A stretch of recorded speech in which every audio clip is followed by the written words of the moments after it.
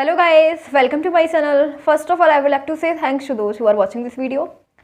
So let's start. हमारा जो topic है वह क्लास 11th चैप्टर 10 है स्ट्रेट लाइंस एंड एक्सरसाइज 10.3 का question number 17. So let's go on question number 17.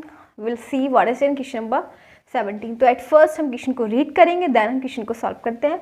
So question में दे रखा है इन दी ट्राइंगल ABC. एक ट्राइंगल है ABC with vertex A, B and C. Triangle के वर्टेक्स दे रखे हैं ABC. फाइंड द इक्वेशन, हमें इक्वेशन फाइंड करनी है and length of altitude from the vertex A. हमें वर्टेक्स देखो ये दे रखा है वर्टेक्स A से एल्टीट्यूड है, लेंथ निकालनी है एल्टीट्यूड की एंड इक्वेशन फाइंड करनी है. तो देखो हम इससे फिगर से समझते हैं. दे रखा है एक ट्राइंगल है,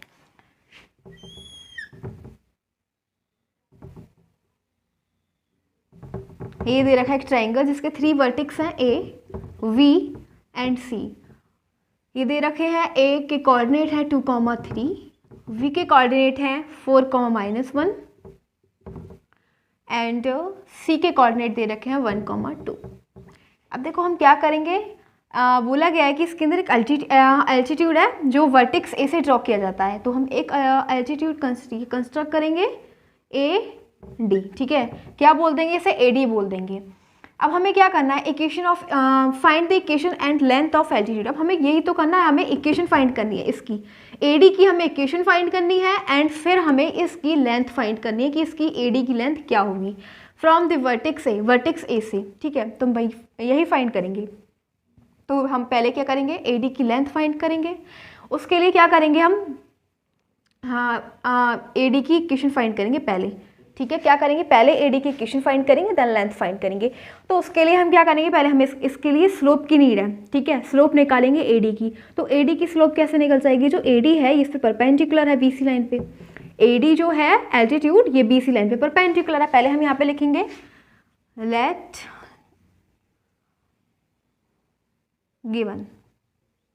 given that A 2,3, B 4,-1 and C 1,2 are the vertex of the triangle ABC and AD is the altitude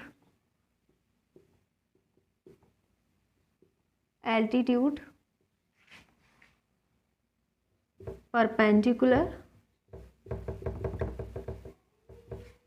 on this side BC. Guys ये जो AD है ये एल्टीट्यूड है, इस पे BC साइड पे क्या है, परपेंडिकुलर. अब हम क्या करेंगे, हम पहले BC लाइन की जो है स्लोप निकालेंगे, ठीक है. BC लाइन की स्लोप निकाल देंगे एंड फिर ये तो इससे परपेंडिकुलर है, तो जब दो लाइन्स एक दूसरे की परपेंडिकुलर होती हैं तो उनकी स्लोप कैसे निकलती है, M1 into M2 equals to में -1. तो पहले हम M1 फाइंड कर लेते हैं, ठीक है. Slope of BC.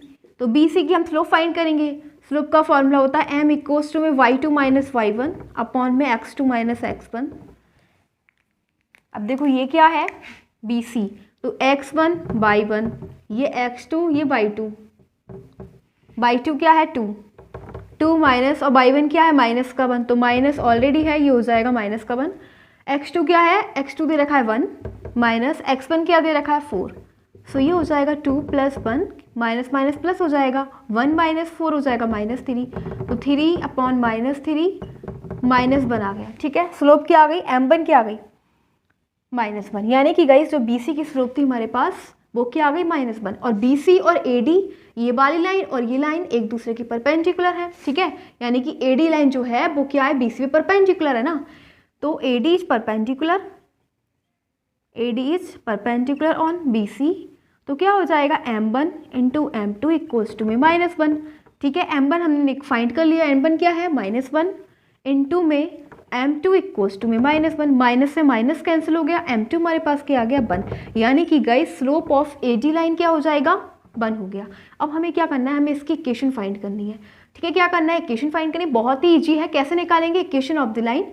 अब देखो AD लाइन है ये 2,3 पॉइंट से लाई कर रही है, मतलब यहाँ से ये जो ए पॉइंट है वो इस पे लाई कर रहा है, ये पास कर रही लाइन 2,3 पॉइंट से, ठीक है। तो हम ये लिखेंगे equation of the line which passes through 2,3 point and having slope 1, और फिर हम उसकी इक्वेशन फाइंड कर देंगे। थोड़ा सा रफ कर लेते हैं बिकॉज इतना स्पेस नहीं है यहाँ पे। तो इसकी हमें अब कोई नीड नहीं है, इसको रफ कर देते हैं।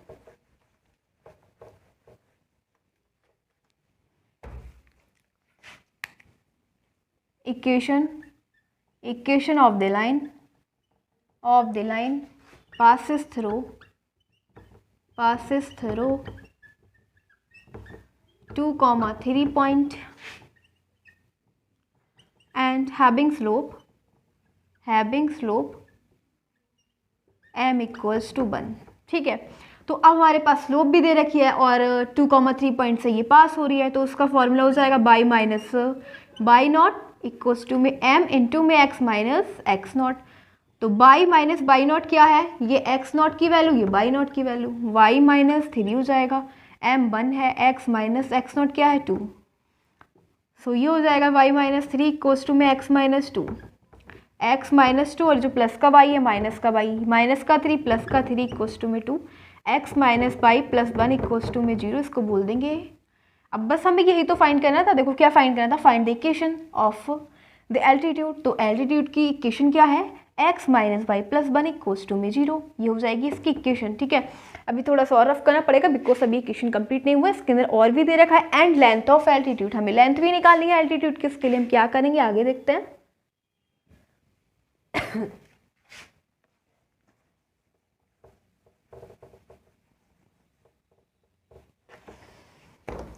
सो ये क्या इक्वेशन आ गई, x minus y plus 1 equals to में 0, और ये हो जाएगी equation of the altitude from the vertex a 2,3, ठीक है। ये क्या है, ये इक्वेशन है, ये वाली इस लाइन की इक्वेशन है ये। अब देखो फिर नेक्स्ट क्या करेंगे, हमें इसकी लेंथ भी फाइंड करनी है। यहाँ पे लिखेंगे equation of length of vertex equals to में length of perpendicular from vertex A to this side BC। यानी कि गाइस ये जो वर्टेक्स की जो length of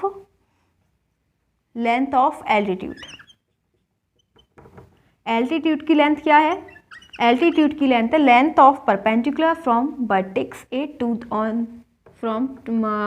vertex A on this side BC। यानी कि गाइस एल्टीट्यूड की लेंथ क्या हो जाएगी, एल्टीट्यूड की लेंथ वही तो है, ये परपेंडिकुलर जो है, ठीक है, ये परपेंडिकुलर है BC साइड पर, तो ये दोनों क्या है, इक्वल है।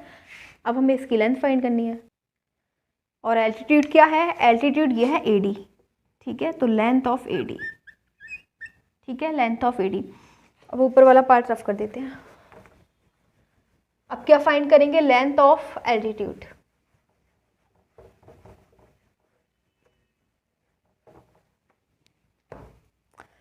तो देखो यह है 4,-1 और m क्या लेंगे -1, तो एक ये जो है इक्वेशन बाई 1 क्या हो जाएगा, माइनस का 1 इक्वल्स टू में m क्या है -1 और x minus x1, x not कह लो या फिर x1 कह लो, ये हो जाएगा 4। तो बाई प्लस 1 इक्वल्स टू में माइनस की मल्टीप्लाई कर देंगे -x प्लस 4। अब x प्लस 4, x को इधर ले लेंगे, ठीक है, और ये जो 4 है माइनस का हो जाएगा, और plus y plus 1 equals to में 0। यानी कि कहीं हमने क्या करा, ये जो x था उसको इधर ले लिया इक्वल से इधर, तो ये माइनस था प्लस हो गया, ये प्लस है, इसको जब इधर लिया तो ये भी माइनस का हो गया। तो ये हमारे पास इक्वेशन आएगी x plus y -3 equals to में 0, ठीक है। इसको हम बोल देंगे इक्वेशन नंबर A। अभी देखो इसका यूज कहाँ करेंगे, एंड फिर निकालेंगे perpendicular distance of a line AX plus BY plus c equals to 0 from a point x1, y1।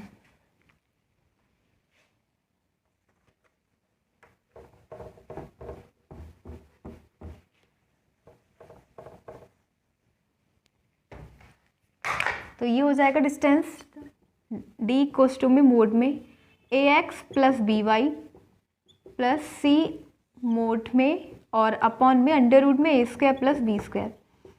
अब देखो यहाँ से a और इसके अंदर x1 बोल देना, इसको ax/1। फिर डिस्टेंस का फॉर्मूला हो जाएगा। अब यहाँ पे a की वैल्यू क्या है, इस वाली इक्वेशन से कंपेयर कर देंगे, comparing with the general equation. जो हमने जनरल इक्वेशन निकाली थी ये वाली, a की वैल्यू हो जाएगी 1, b की वैल्यू हो जाएगी y का कोफिशिएंट क्या है 1 एंड c हो जाएगा -3, ठीक है। एंड x1 क्या हो जाएगा, कहाँ जहाँ से हम निकाल लेते हैं फ्रॉम वर्टेक्स a से निकाल लेते ना, तो x1 हो जाएगा 2 एंड y1 हो जाएगा 3। अब ये वाली वैल्यूज यहाँ पे पुट कर देंगे तो देखो क्या हो जाएगा, डिस्टेंस इक्वल्स टू में मोड में a क्या है 2 इंटू 1 प्लस फिर v क्या है 1 इंटू में y1 क्या है 3 और फिर प्लस c, तो यहाँ पे हो जाएगा -3 और अपॉन में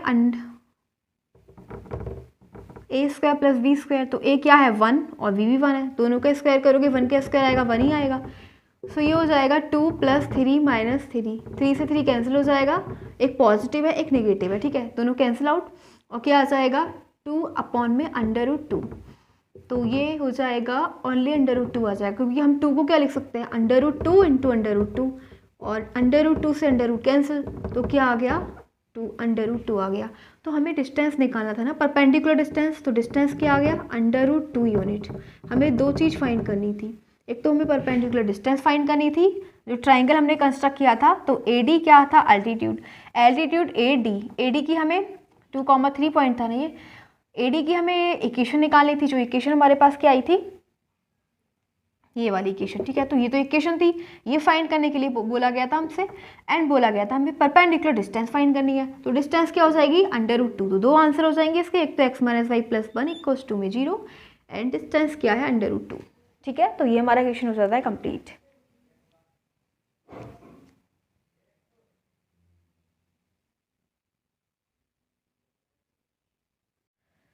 So next question है question number 18 and this is the last question of this exercise. After this question this exercise will be finished. So let's go on question number 18. देखते हैं question number 18 में क्या दे रखा है। First we will read this question then हम question को solve करेंगे। So पहले question को read करते हैं। question में दे रखा है if P is the length of perpendicular, देखो P क्या दे रखा है, length of perpendicular from the origin to the line whose intercept on the axis are A and V, then show that, हमें ये शो करना है। यानी कि गाइस P क्या है, P है लेंथ परपेंडिकुलर आई है, ठीक है, परपेंडिकुलर की लेंथ दे रखी है, ये परपेंडिकुलर कहाँ से ड्रॉ की, मतलब कहाँ से ड्रॉ किया गया है, ठीक है, तो वो ऑरिजिन से ड्रॉ किया गया है, इसे ऑरिजिन से टू द लाइन और उस लाइन पर whose intercept on the x axis are A and B, उस लाइन पर जिसके जो एक्स एक्स पे इंटरसेप्ट है वो क्या है A एंड B है, देन शो दैट, तब हमें ये शो करना है। तो हम इसको फिगर से समझते हैं। देखो ये दे रखा है स्टेप से, ये है ऑरिजिन का वो पॉइंट होता है जहाँ पे x and by axis and by axis दोनों एक दूसरे को कट करती हैं, ठीक है, तो वहाँ पे ऑरिजिन हो जाएगा। अब बोला गया है कि जो एक्स एक्स पे कट कर रही है लाइन ए पे, ठीक है, तो यहाँ पे एक्स एक्सिस से डिस्टेंस क्या हो जाएगी ए एंड और बाई एक्स डिस्टेंस क्या हो जाएगी b, ठीक है, यानी कि 0, b हो जाएगा और यहाँ पे हो जाएगा a, 0। ओके, समझ रहे हो ना, एक्स एक्सिस से डिस्टेंस कितनी हो जाएगी a और बाई एक्सिस से, यहाँ से ऑरिजिन से और बाई एक्सिस की डिस्टेंस b है 0, b। यहाँ पे जो x की वैल्यू 0 रहती है और यहाँ पे y की वैल्यू 0 रहती है। तो हमसे क्या पूछा है, परपेंडिकुलर डिस्टेंस पूछी है जो ऑरिजिन से ड्रॉ किया जाता है इस लाइन पर, ठीक है। तो ऑरिजिन क्या है, इस O पॉइंट से एक परपेंडिकुलर ड्रॉ किया जाता है, इसको हम बोल सकते हैं OA बोल देंगे, ठीक है, OA। तो P is the length, P बोला गया, ठीक है, P इज़ द लेंथ, इसको P बोलो, P बोल देते हैं, ठीक है। लेंथ ऑफ परपेंडिकुलर, यही है length of perpendicular P from the origin to the line. So देखो क्या करेंगे, बस यही हमसे पूछा है, OP फाइंड करना है हमें, ठीक है। हमें लेंथ फाइंड करनी है इस परपेंडिकुलर जो हमें ड्रॉ किया गया है, ठीक है। तो देखो equation of the line which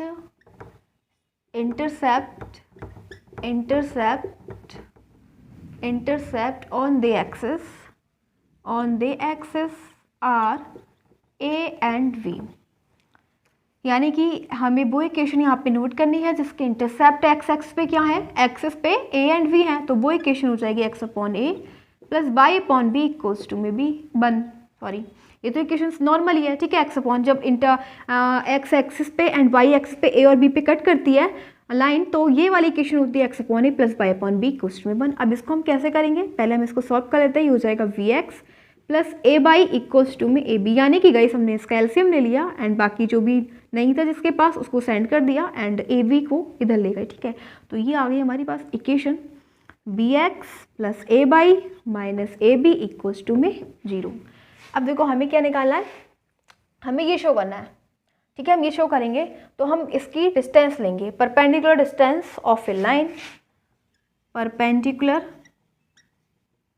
perpendicular distance of a line AX plus BY plus C equals to में 0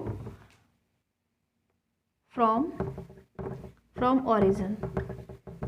अब देखो हम क्या करेंगे, हम परपेंडिकुलर डिस्टेंस निकालेंगे जनरल लाइन की equation AX plus BY plus C की इक्वल्स टू में 0, यानी कि अभी हम इस वाली इक्वेशन की जो परपेंडिकुलर डिस्टेंस होती है वो निकालेंगे, ठीक है। यहाँ से ना फ्रॉम पॉइंट x1, y1 बोलेंगे, ठीक है। तो उसका फॉर्मूला हो जाएगा परपेंडिकुलर डिस्टेंस का AX1 plus BY1 plus C upon में अंडर रूट में A square plus B square, ठीक है। ये फॉर्मूला हो जाएगा। अब हम यहाँ से A, B, C और x1 एंड y1 की वैल्यू फाइंड कर लेंगे। सो देखो इसकी कंपेयर कर देंगे, A, B, C क्या है, ठीक है। A, B, C हमें फाइंड करने हैं, तो ये वाली जो इक्वेशन हमने फाइंड करी है ना, इसकी कंपेयर कर देंगे। जो A की वैल्यू है वो क्या है V एंड B की वैल्यू क्या है, कंपेयर करो A, C की वैल्यू क्या है माइनस AB और x1 की वैल्यू हो जाएगी 0, y1 की वैल्यू हो जाएगी 0, क्योंकि हमसे बोला गया ना ओरिजिन से ही परपेंडिकुलर ड्रॉ किया गया है। ओरिजिन पे x1 और y1 की वैल्यू दोनों क्या होती हैं 0। तो अब ये वाली वैल्यू हम क्या करेंगे, यहाँ पे पुट कर देंगे और यहाँ पे जो डिस्टेंस है वो P है, P is the length of perpendicular, P दे रखी है तो D की जगह हम P अप्लाई करेंगे, तो D की जगह P अप्लाई करेंगे एंड A की जगह हम देखो जब x1 की मल्टीप्लाई होगी इससे तो ये तो 0 हो जाएगा, किसी भी नंबर की मल्टीप्लाई 0 से करी जाएगी तो वही 0 हो जाएगा। तो यहाँ पे क्या आएगा 0 प्लस सेम यहाँ पे y1 0 है तो y1 की मल्टीप्लाई हम किसी भी नंबर से करेंगे तो ये भी 0 हो जाएगा 0। अब C की वैल्यू क्या है माइनस AB, A स्क्वायर क्या है A है B square plus A square, तो ये आ जाएगा P इक्वल्स टू में माइनस AB, मोड से बाहर निकालेंगे तो ये प्लस का भी बन जाएगा, ठीक है। मोड से बाहर निकालने के बाद नेगेटिव भी पॉजिटिव हो जाता है एंड ये हो जाएगा A square plus B square. दोनों साइड में हम क्या करेंगे स्क्वायर कर देंगे, स्क्वायरिंग ऑन बोथ साइड, इधर भी ओके। तभी तो ये वाला हमें प्रूव करके लेके आना है। थोड़ा सा रफ कर लेते हैं इसको, जो हमें प्रूव करना है वो ये करना है, शो दैट हमें ये शो करना है। सो स्क्वायरिंग ऑन बोथ साइड्स, दोनों साइड हम इसका क्या करेंगे स्क्वायर फाइंड कर लेंगे। सो ये हो जाएगा P स्क्वायर इक्वल्स टू में A square B square and जब अंडर रूट के स्क्वायर करेंगे तो ये रिमूव हो जाएगा, हट जाएगा, ठीक है। तो क्या बचेगा A square plus B square. अब हम इसको ना इसका हम रेसिप्रोकल कर लेंगे तो ये हो जाएगा 1 अपॉन P स्क्वायर, इसका भी रेसिप्रोकल करेंगे तो A स्क्वायर प्लस में B स्क्वायर एंड अपॉन में A स्क्वायर और B स्क्वायर हो जाएगा, ठीक है। देखो क्या आएगा 1 upon P square equals to में पहले हम A स्क्वायर के अपॉन में इसको ले लेंगे A स्क्वायर B स्क्वायर, फिर प्लस फिर V स्क्वायर के अपॉन में इसको ले लेंगे A square V square, V square से V square finish, A square से A स्क्वायर फिनिश। हमारे पास बचा 1 upon P square equals to में 1/v² प्लस 1/a²। अब हम आगे पीछे तो लिख सकते हैं ना, प्लस में है, पॉजिटिव में आगे पीछे नंबर लिख सकते हैं, तो इसको कर दो 1/a², इसको कर दो 1/p²। क्या यही हमें प्रूव करने के लिए बोला गया था? बिल्कुल, हमें बोला गया था शो दैट, हमें ये शो करना था कि 1/p² इक्वल्स टू में 1/a² प्लस 1/b²। तो सिंपल प्रूव हो गया, हैंस प्रूव्ड। ठीक है, हैंस प्रूव्ड, हमें यही तो शो करना था। एंड गाइस ये जो क्वेश्चन था ये लास्ट क्वेश्चन था इस वाले एक्सरसाइज का, तो ये वाली पूरी एक्सरसाइज फिनिश हो चुकी है।